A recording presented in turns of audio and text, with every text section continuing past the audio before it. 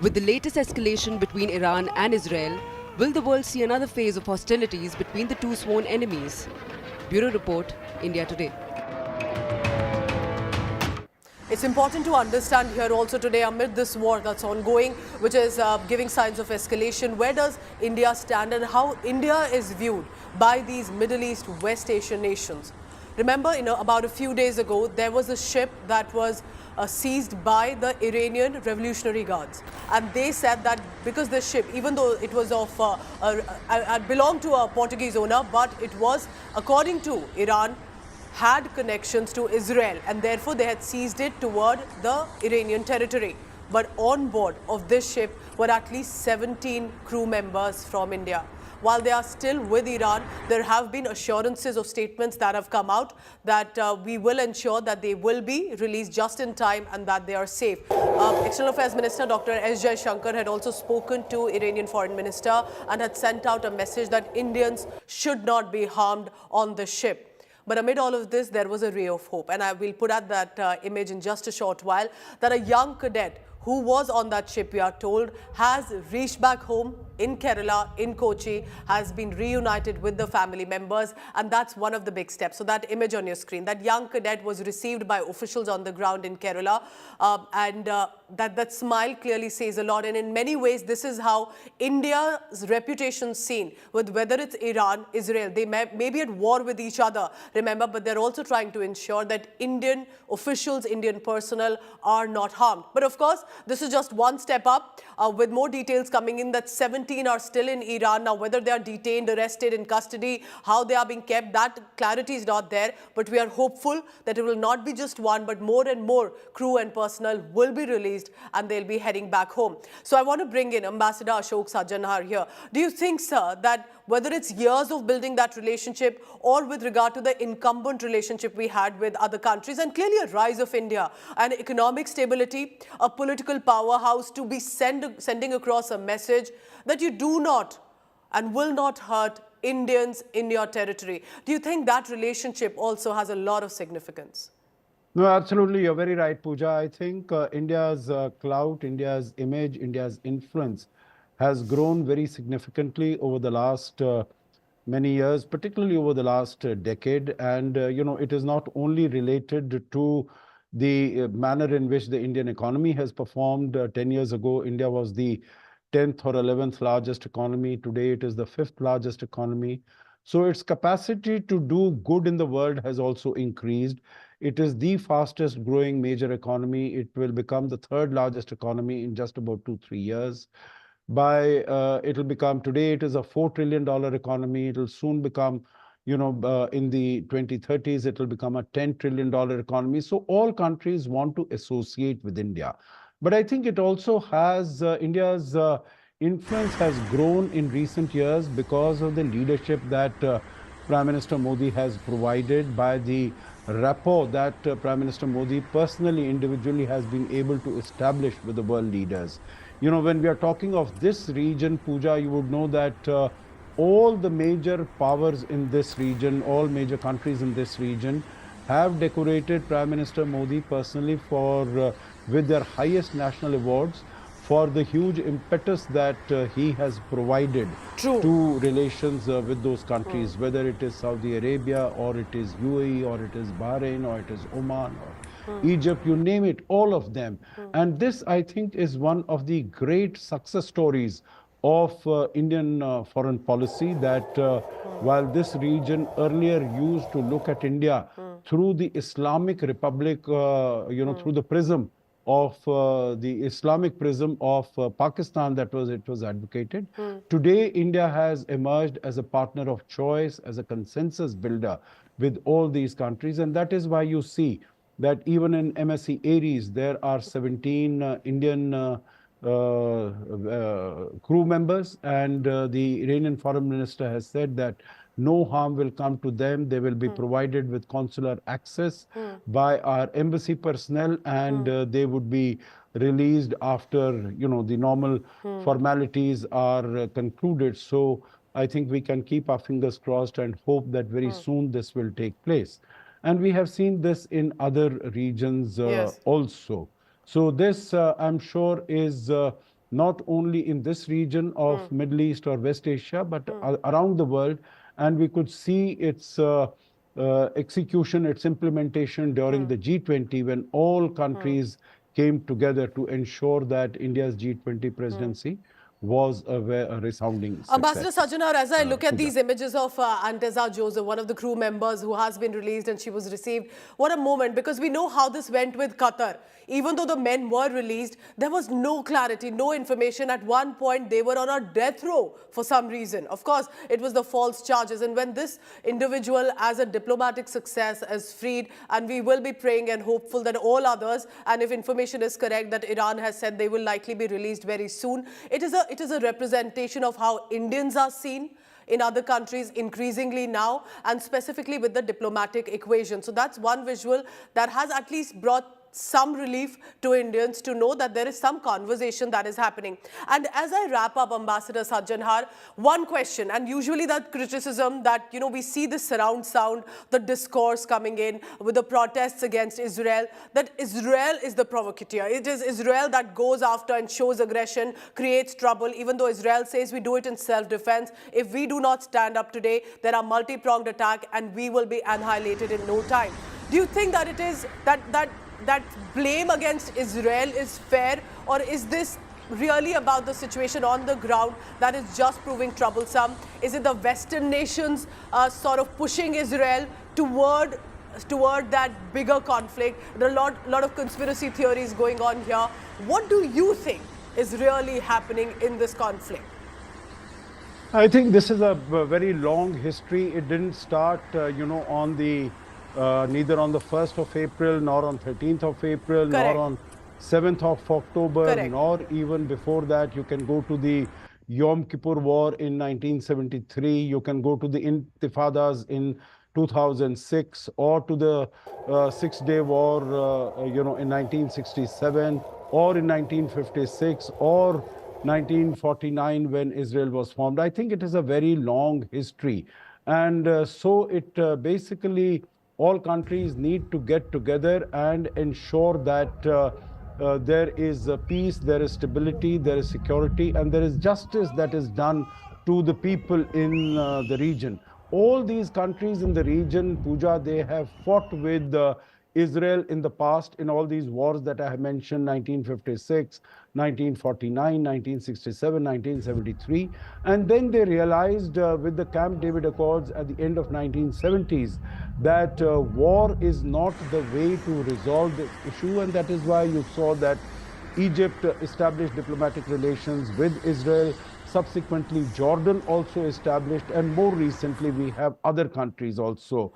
So I think it is unless there is a permanent solution, and India has advocated that, a two-state solution to this conflict, that Yes. both Israel and Palestine can live side by side in peace, in security, in tranquility, and stability. I don't think we'll be able to see an end to this conflict. I don't agree with the fact that the Western countries are egging on Israel, giving it weaponry, arms, equipment. I think Israel has been acting in self-defense to maintain its, because the Jewish people have also been persecuted through the ages, and we know that it's not 1 century or a few centuries. I think through the ages they have been persecuted. They also have a right to a land of their own. They also have a right to stability. And that is why, on the 7th of October, India was very clear and categorical that it was a terrorist attack by Hamas, and Israel had all the right to go to try to avenge this attack and to release the hostages. Yes. But after that, we also said that the manner of conducting this attack in Gaza by Israel was very inhumane. All the international necessary humanitarian international law needed to be followed. And we also sent out aid and support to the refugees, to the people who had been displaced in Gaza. And we have continued to do that, support that, and we have continued to promote a two-nation policy, a two-nation theory by which peace can be and security and stability can be established in the region. And there is no doubt about the human suffering that we're all witnessing, still ongoing in Gaza specifically. But what we see right now, remember, only looks like that this is going to escalate to a much larger levels. Can these countries come together, at least for now, to de-escalate? Or are you watching this telecast knowing that this perhaps could escalate in a manner that will engulf other nations as well? Not directly, but in a lot of other issues, for example, energy security, and that will not be even a direct participation, but will strictly impact Indians at a much worse level. So let's hope diplomacy and dialogue come in the picture here. I appreciate you joining us. As always, Ambassador Ashok Sajjanhar, for your expertise and your views. I'm leaving you with these visuals. Continue to stay tuned because Iran and Israel will be our top story. It's the biggest international developing story right now. There are in the airspace of Iran and Israel via Syria and Iraq, missiles, drones and fireworks that are being seen. Thank you for watching. Take care. Stay safe.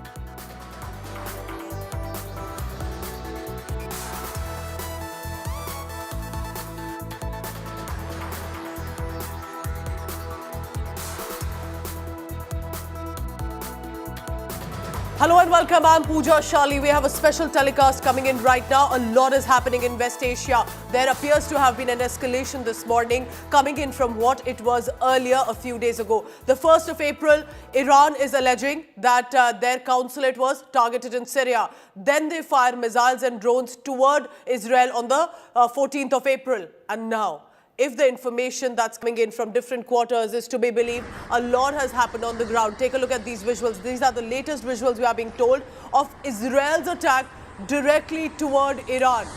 Remember, Iran had been able to, while hundreds of missiles and drones were fired toward Israeli territories, their sophisticated defense system had been able to intercept it, at least most of it, 90 to 90%, 95% we are told, and were able to break it down. But now, with Israel firing missiles and drones specifically toward Iran, and they have hit targets in Iran, are we looking at a wider conflict in the Middle East? Because remember, this regional conflict will not just be about West Asia, could actually turn into a global conflict.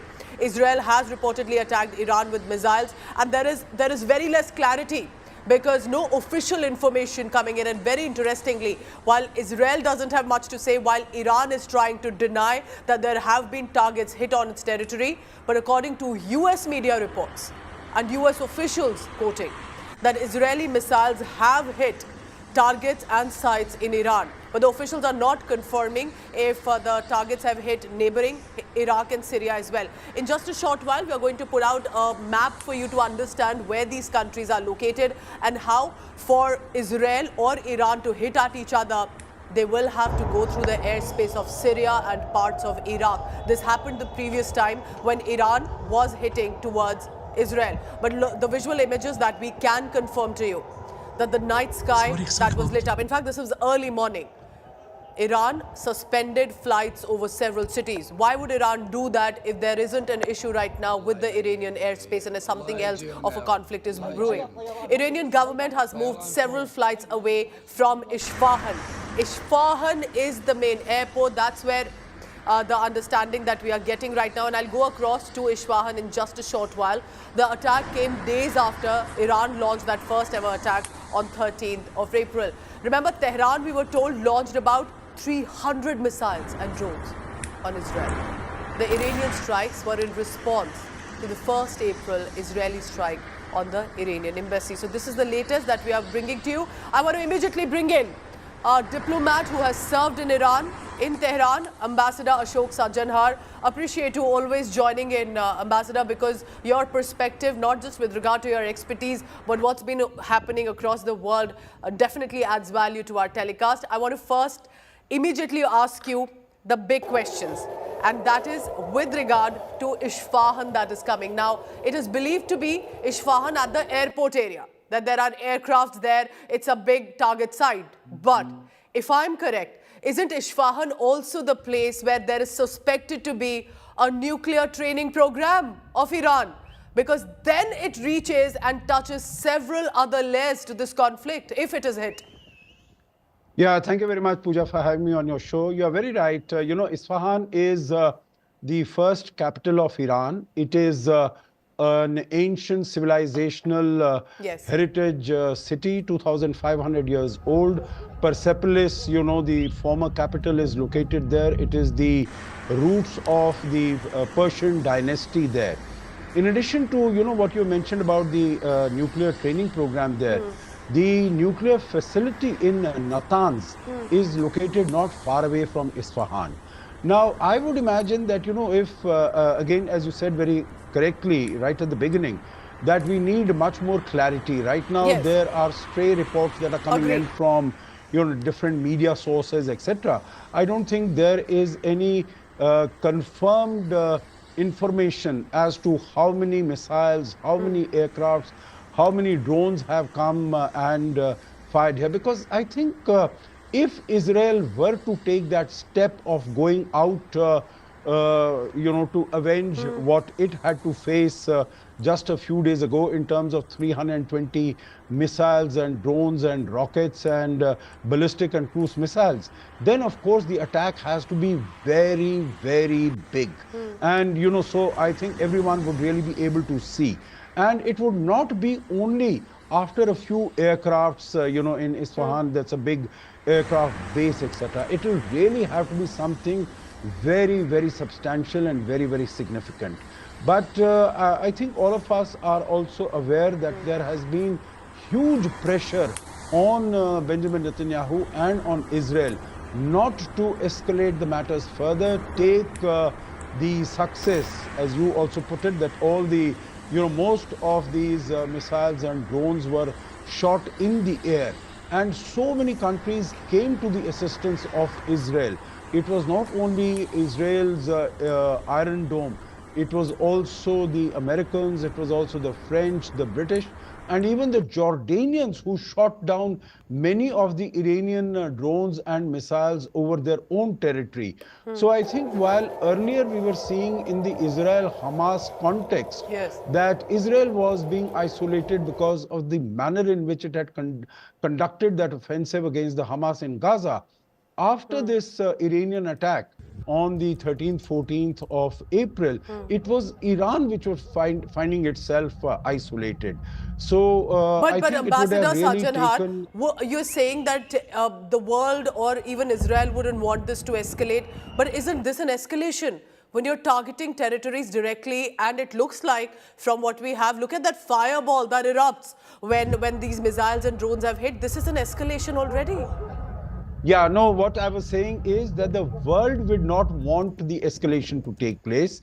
And definitely the United States would not want an escalation to take place, because that would be, termed as its failure. And it would be a huge setback to President Joe Biden as far as his re-election bid is concerned. As far as Israel is concerned, of course, it doesn't listen to what the world is saying. We've seen that for the last 6 months in Gaza. It has paid scant attention to what the Americans or what the others are saying as to how it should conduct its, its attack in Gaza. So Israel is only concerned about what it feels are its own interests. And at the moment, Pooja, I would say that if it wishes to retain the support of the United States, then I think it will have to listen more carefully to what the US is saying, because, again, the re-election bid of President Joe Biden is very closely linked and tied to what, how this conflict proceeds, and that it should not escalate any further. Ambassador But this, Sajjan, as no, you I say, agree. Yes.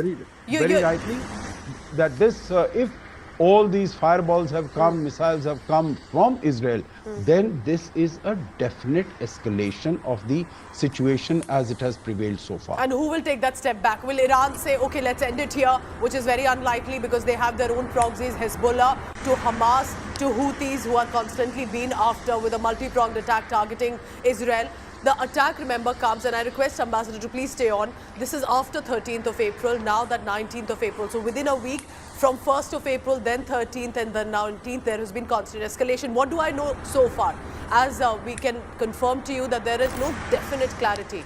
Both Israel and Iran are, for now, comparatively how they would speak earlier, are comparatively quieter for now. There are not precise confirmations coming in, but American media reports and American US officials are speaking, and even though via their sources, what we know so far is from Iran that the reports that are coming in, that 3 blasts were heard and near a military base in Iran. Fighter jets are located in northwest Isfahan. Iran's semi-official Fars agency has reported defense is activated in response to an object that is likely to be a drone. So they are on the bench here. They are saying that something appears to have happened. We have activated our response, but we cannot add more. The target, according to, and we are told American media reports that I'm quoting here right now, that have spoken to US officials, target is not clear, but there has been a target that has been hit in Iran, and we are told again this is close to a base of the armed forces of Iran. So tensions clearly for now are escalating. Israel, let me bring you now what Israel has said. Israel's military has said, we do not have a comment at this time. Now that is not how Israel usually responds. If you would have noticed, ever since the Hamas barbarism in Israel on the 7th of October, the Israeli spokespersons, officials, everyone has been on camera constantly putting out their views. Right now they appear to be saying, we don't have a comment at this time, but there is definitely, as you can see, the visuals are very clear. Where are these drones and missiles coming in? They're not coming in from Syria and Iraq. According to America, they have called for a restraint from Israel in a bid to prevent a regional war. The US has also added, they have been on the distance here. They've said, we did not give a green light here for this attack. Another official has told the CNN that I'm quoting right now. So America's news agencies have been reacting. The bigger question now is what happens next? What will be the ministers, the Khomeinis, the ones at the top leadership of the Iranian powers? They will decide now what next happens. All of this, India is watching closely. Ambassador Ashok Sajjanhar, I bring you in here. Ambassador, because India, like we have discussed earlier also, is friends with both Israel and Iran. So Israel, while has been our defense strategic partnership, has helped us at a time with weapons and ammunition when the USA or other countries have completely isolated us, did not want to help. They have come forward. They are suffering from terrorism like India does. But Iran and India have been century-old allies. We have been civilizational friends and now strategic partners as well. Indians are there in Israel and in Iran. What stand does India take at this moment? You know, when Iran, Puja, what you say is absolutely correct. You know, we have Indians there. We also have strategic partnership with both these countries. We had Prime Minister Modi visit Iran in 2016, after which we gave a big push to the Chabahar project and to the International North-South Transport Corridor. Prime Minister Modi also visited Israel in 2017, the first Indian Prime Minister to visit Israel after we established diplomatic relations in 1992. So both these countries are very important partners, and that is why India has expressed very serious concern at the possible escalation of the hostilities between these two countries. We have advised both of them to exercise restraint, and that is how we will work. Our foreign minister has spoken, External Affairs Minister has spoken to both his counterparts in Iran and Israel and has counseled restraint, that it should not be allowed to further escalate. Iran has stated very clearly that even a minimal attack by Israel on Iran would be met with much more lethal attack from their side. They said earlier last time it was, it appears that it was basically for domestic consumption in Iran. And so that is why it was not really able to wreak much havoc or damage as far as Israel is concerned. And they had provided apparently this intelligence through Saudi Arabia and through the UAE to both Israel as well as to the United States. Now, if Israel were to attack, I'm putting a very big if here, because I think if Israel is to attack Iran, then it has to be a very visible attack, Puja, because I think we need to understand what Israel is seeking to gain by this escalation. Number one, what it would seek to gain first is that it would like to send out a very clear message to its adversaries that if any one of them dares to attack Israel, then they would be met with the full force of military power that Israel has at its command. So it will not send out, 10 missiles, 20 drones, etc. It will be a very, very strong, severe attack. So this is a strong message that it wants to send out to the international community that, you cannot just play with Israel and get away with it. You will have to bear the full brunt if you dare to confront Israel. Secondly, the message will have to be to Iran that you have done this from your own territory. For the first time, you have attacked Israel, so you will have to bear the cost of the manner in which you have gone forward. Thirdly, it wants to send out a message to its own people. It is still breathing under this a complex that on the 7th of October, the Hamas fighters could come in and could massacre 1,200 Israelis from Gaza and take away about 200 plus hostages. So it wants to send out a message to its domestic audience also that we are strong, we continue to be strong, and no power can take liberties with us. So, I think Israeli attack, as and when it comes, it will be a full-blooded attack rather than, a few missiles here and there. So you're saying basically this is more about testing waters, checking confrontation, and not like a full-scale attack? Because let's be honest here, both Iran and Israel have strong ammunition, strong weaponry with them. Their armed forces are extremely equipped. So it's in many ways, neither of these two countries are smaller, weak nations. And if they want to really go ahead with the escalation, it could look terrible. And of course, the world wouldn't want it at this time. Prime Minister Narendra Modi had said, this is not an era for war. I want to now bring in the map that our team has prepared for you to understand. Where are these countries strategically located? Because this Middle East mess, remember, could become a regional mess. And in a globalized era as today, as where we stand, this is not about 2 or 3 countries that are at war. This could engulf India included at this time, even though, of course, we have kept our distance and both our friends, Iran and Israel. Look where Iran is located, a fairly larger country. And then there is Iraq and Syria that it needs to cross with these missiles and drones that are fired at each other. On the 13th of April, that it was Iran firing about 300 missiles and drones toward Israel. Israel is that country located toward the sea in the corner, a fairly smaller nation, and is facing that multi-pronged attack, whether it's the Hezbollah, whether it's the Houthis, or of course we have the Hamas in Gaza. But right now you see the sea in between. These US jets that have contributed and are saying that they have full-fledged support to Israel, they had also decided to go ahead, bomb parts of Yemen where the Houthi target sites are located. But for now, US has said in this issue, in this latest attack by Israel, we have not given a green light. So you're looking at where Gaza Strip is in the green and that yellow primarily is Israel. And when they fire, they go from Syria, parts of Iraq, its airspace, and then it hits Iran.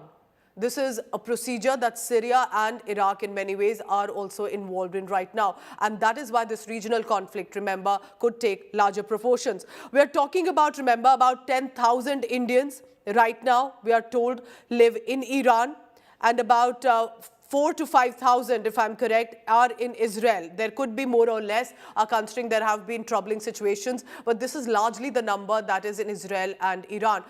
Ambassador Sajjan, at this point, no advisory has gone out to leave. The advisories have gone out to just be cautious, to keep your consulate and embassies in touch as well. And as we look at how the situation is panning out, I don't see India is very far. Of course, there is the Pakistan border, Pakistan territory, but India will have to closely watch what's happening at this point. Do you think, let me ask you as a devil's advocate, that should India militarily contribute either to Israel or Iran? No, I don't think so. To respond to your question, I think it is very far-fetched from our mind. Basically, there have been other opportunities. I think the last time that we sent our boots on the ground was basically to Sri Lanka in the IPKF. Otherwise, I don't think we have, or, before that we had, in 1988, Operation Cactus, we had sent them to Maldives. But I don't think we are in the business of sending our military personnel. And as we have been discussing, Puja also earlier, both of them are very close friends, very close allies. And I don't think we have, we favor either one of them or the other. We favor peace and tranquility in this area because, as you mentioned rightly, we have about 10,000 or so of our Indian nationals, but it's also strategically very important. I briefly mentioned the Chabahar and the International North-South Transport Corridor. That is very important, and Israel is important. We have only in recent years, we have the I2U2 platform that has been established. Our relations with Israel are progressing very strongly. We also have recently at the G20 launched what is known as the IMEC, that is the India, Middle East, Europe Economic Corridor. And that has much, not only economic, but also geopolitical significance. So we definitely cannot take sides as far as this conflict is concerned, because if this were to continue, Puja, in addition to, if this were to escalate, in addition to what is happening in Israel and Iran, that we have to evacuate our people. We have, I think, according to the information I have, it's about 20,000 of our workers, basically in terms of caretaking staff in Israel. So getting them back, that would, of course, be a challenge from a war zone. But if this were to escalate, then whether it is our trade with this region, which is very significant, if it is investment in this region, our connectivity projects in this region, our import of energy from this region, which is also very, very high, whether it is UAE or Kuwait or Saudi Arabia. And then, of course, our Indian diaspora in this region, about 8 to 9 million people, about 80 to 90 lakhs of our people. And if they were to come under some sort of a threat, then that would be something that we will really have to look at very closely. Ambassador Sajjanar, I want to just add here, like you are mentioning, about 90 lakh people in total, Indians, live in the Gulf region. Iran, India relies heavily on West Asia, specifically for oil. With oil, of course, comes in the energy security. That is very crucial. We've been able to keep ourselves stable compared to the Western nations with regard to Russia-Ukraine war, because we have taken that discounted oil from Russia. But here also at this time, we are looking at a certain stability. And with India, that is Iran's 5th largest trade partner.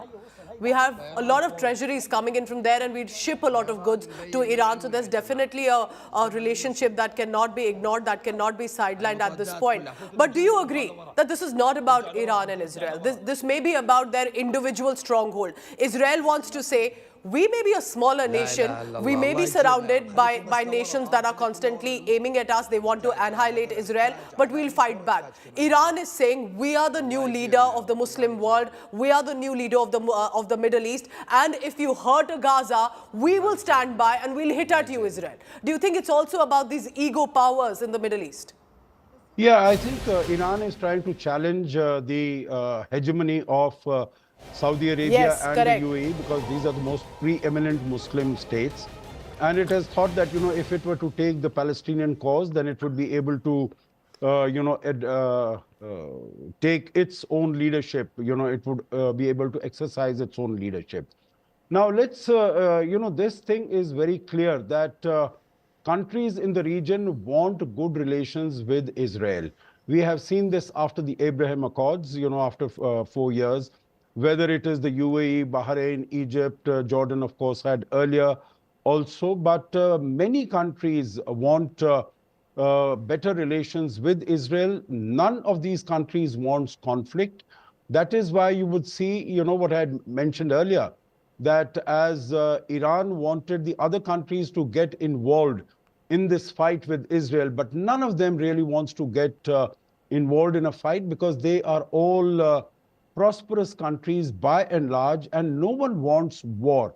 And another thing, Pooja, in this is that if war were to take place, and we have seen that about 23% of global energy comes out of the Strait of Hormuz. Just a few days ago, we saw one of the Israeli ships, MSC Ares, that was confiscated by Israel. And if shipping were to be affected from there, if export of energy from there were to be affected, it is going to cause lots of problems to the global economy, particularly to developing countries like India, because we depend to the tune of about 85% of our requirements, energy requirements, for imports, and several of them come, much of the imports come from the West Asian region. Of course, you mentioned about imports at discounted prices from Russia, but Yes. also from West Asia. I think we import more than about 40–50% of our requirements. And the last point that I could mention here also is the remittances. India is the largest recipient of remittances in the world, more than $100 billion, and about 50% of that comes from this region. So it is, this region is very important. Stability, peace, security, and tranquility in this region is very important for us on a number of parameters, for a number of reasons that we have just discussed. So India would be very unhappy and very concerned and anxious if this stability were to be shaken as a result of this escalation of the conflict. So as we are looking at these visuals coming in, remember the early morning, late night, as you would like to call it, and just stay with the visuals right now. This is what has happened exactly about a few hours ago. I also want to take you through about what has been happening in the past 2 to 3 weeks. In the month of April, there has been a definite escalation between Israel and Iran. We'll look at that report now about how April has been for the Middle East, for West Asia.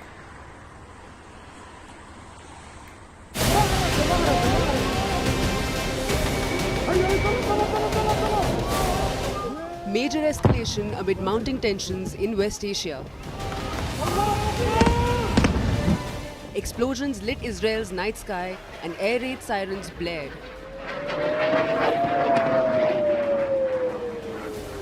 We are closely monitoring Iranian killer drones that are en route to Israel sent by Iran. This is a severe and dangerous escalation. Our defensive and offensive capabilities are at the highest level of readiness, ahead of this large-scale attack from Iran. Together with our partners, the Israel Defense Forces is operating at full force to defend the state of Israel and the people of Israel. As Iran launched hundreds of drones and missiles against Israel cities in an unprecedented attack, Israeli authorities have said more than 300 missiles and drones were fired by Iran. But 99% of them were intercepted by Israel's state-of-the-art missile defense system. No major damage or fatalities have been reported on ground. Israeli Prime Minister Benjamin Netanyahu chaired an emergency meeting. Netanyahu warned that Israel will hit back anyone trying to harm it. Citizens of Israel, in recent years, especially in recent weeks, Israel has been preparing for a direct attack by Iran. Our defensive systems are deployed. We are ready for any scenario, both defensively and offensively. The state of Israel is strong. The IDF is strong. The public is strong. We appreciate the US standing alongside Israel, as well as the support of Britain, France, and many other countries. They made a huge mistake yesterday, and they believed that they had the ability, and they launched an unprecedented attack, not only against Israel.